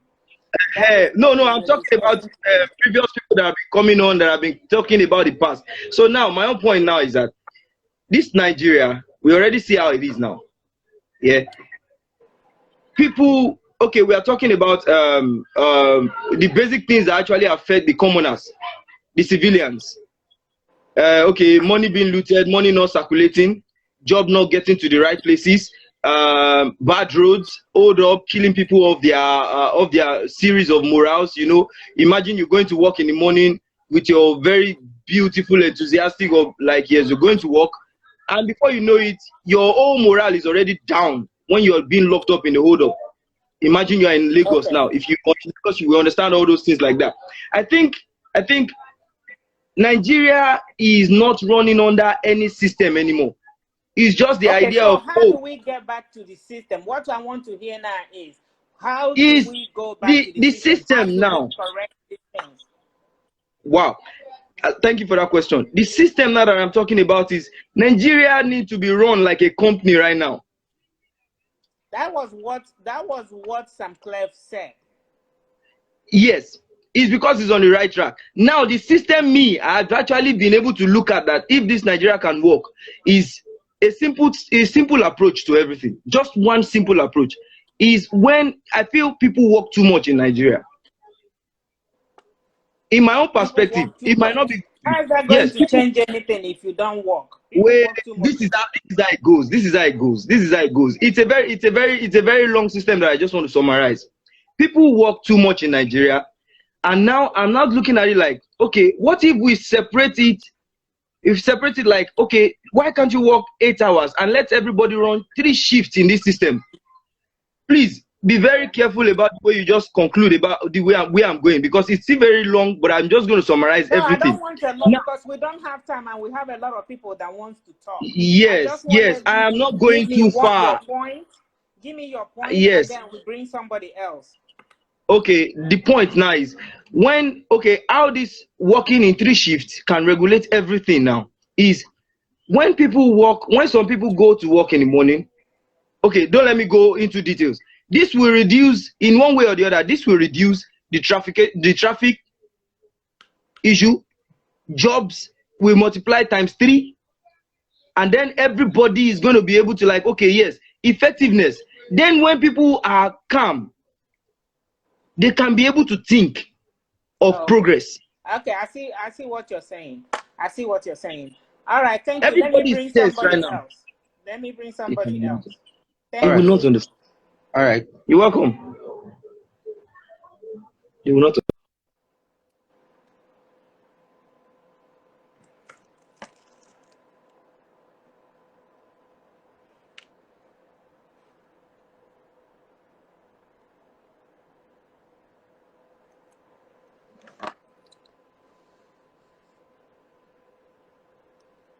Okay, so people, we're just going to bring one or two more people to say something, and then Father will come back and conclude this discussion, and we'll call it a day. Okay, network. It's been an interesting discussion today, and I'm glad we're having this conversation so that we'll see how, if we've, okay, this person has declined. Okay, I don't know why they say we're here. All right, Father.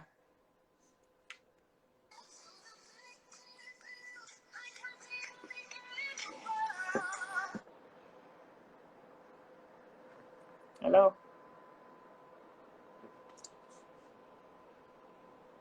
Okay, I'm waiting for you to come on. I'm requesting you now. You're on the phone.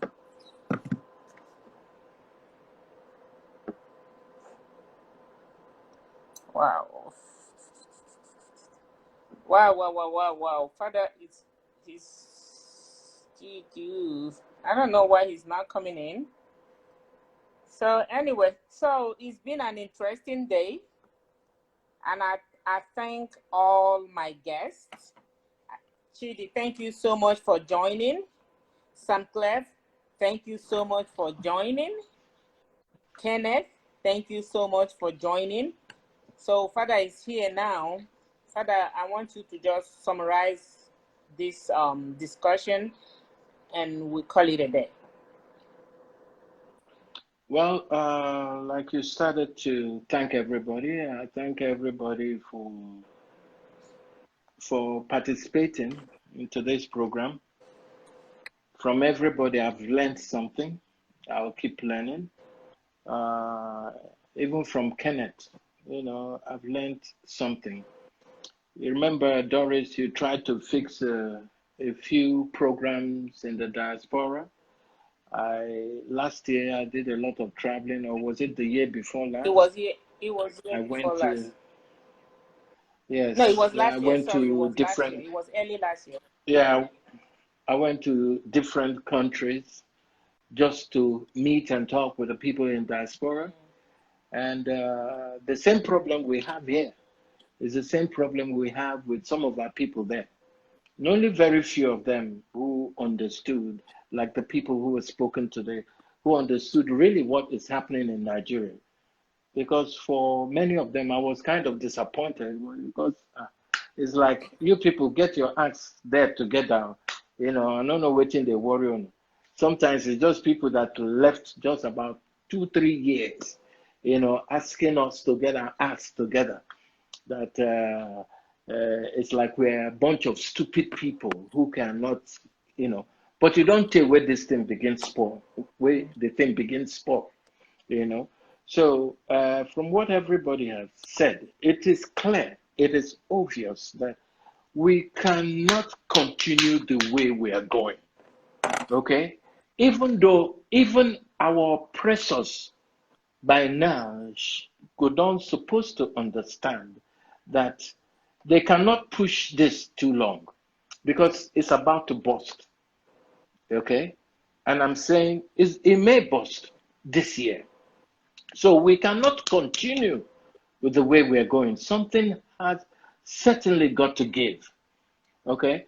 And when I started to lose faith in a lot of things, it was after the Civil War, okay?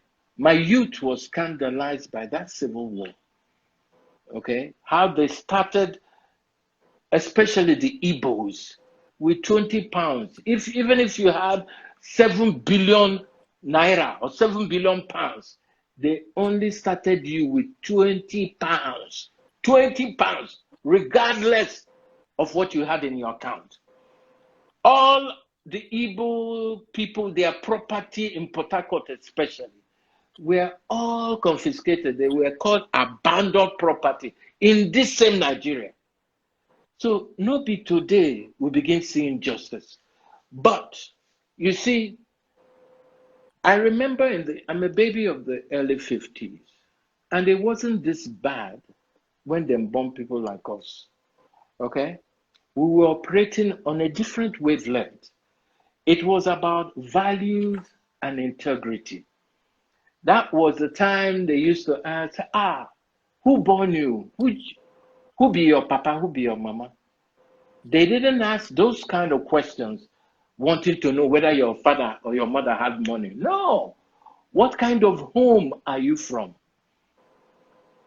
Do you have values? What's your integrity quotient like? Because we know your father.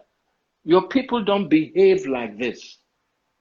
Okay, our values were high, but it seemed like after the war, we threw away those values. It was by any means necessary. Now, when people, they say Obasanjo them go on, then they started at 20-something. But they had a gun. They had their guns. They were in the army. That is why they could start at that young age. Okay? And already the injustices have started in Nigeria.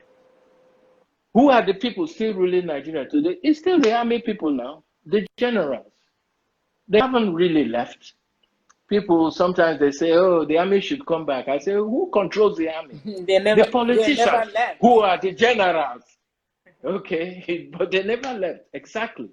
So we have seen that the only way this thing could work is that if we all agree to come to the table. Okay? But some people will not agree. So that is why they want to take us back to the 15th century.